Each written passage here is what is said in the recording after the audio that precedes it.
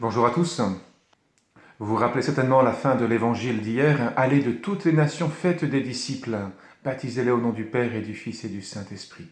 Voilà le grand élan missionnaire, voilà la grande convocation missionnaire de l'Église. Et je vous disais combien, oui, effectivement, nous ne pouvons pas venir au Seigneur sans entendre, sans accueillir ce mandat, cette mission, sans avoir le souci de ceux qui sont proches de nous, de ceux qui sont un peu plus loin, de ceux qui ne sont pas dans nos réseaux. Et je vous invite vraiment très fortement au moins à désirer de tout votre cœur, à regarder, à observer, à vous rapprocher de ceux qui vous entourent. Mais c'est dur. C'est dur parce que on l'a déjà fait, on y a déjà essayé, et on a été rejeté, on a été incompris. Et depuis, on hésite. Oh, pas forcément pour annoncer explicitement Jésus, mais déjà rien que se faire proche pour prendre des nouvelles. C'est pas toujours évident. Regardez Paul, il est allé de ville en ville et qu'est-ce qu'on remarque, c'est qu'à chaque fois, il y est plutôt rapidement que tardivement accueilli par des refus, par des persécutions, par des coups de bâton, par des mises en prison, par des lapidations. Et voilà qu'il arrive aujourd'hui à Corinthe. On pourrait dire repartir encore et encore, se reprendre des coups encore et encore, à quoi bon tout ça? On pourrait comprendre ce découragement qui pourrait l'habiter. Et pourtant, voilà qu'il entend le Seigneur qui lui dit, mais dans cette ville, j'ai pour moi un peuple nombreux. Dans cette ville, j'ai pour moi un peuple nombreux. Alors vas-y, annonce sans peur la parole.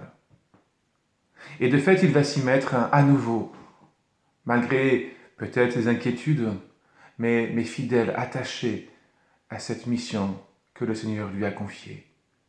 Fidèle à ce regard peut-être neuf que ces paroles du Seigneur ont permis, ont rendu possible pour lui. Ce peuple qui est là, ce peuple à la tête dure, à la nuque raide, c'est le peuple que Dieu aime. Voilà peut-être de quoi renouveler son zèle, son attention, son désir de le rejoindre, de le servir, d'en prendre soin.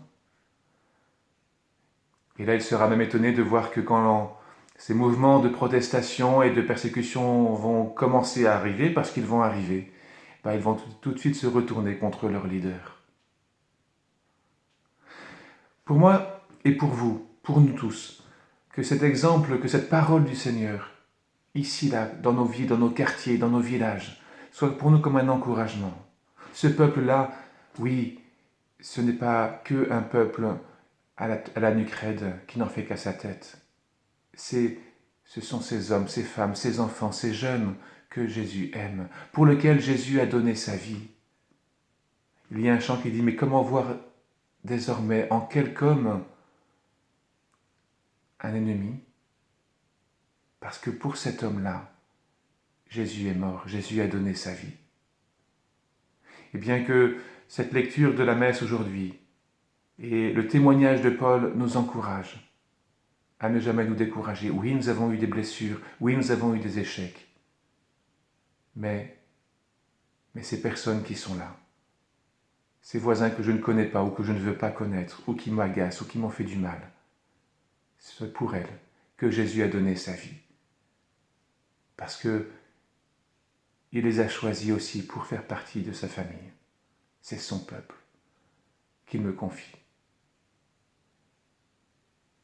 Bonne journée, à demain.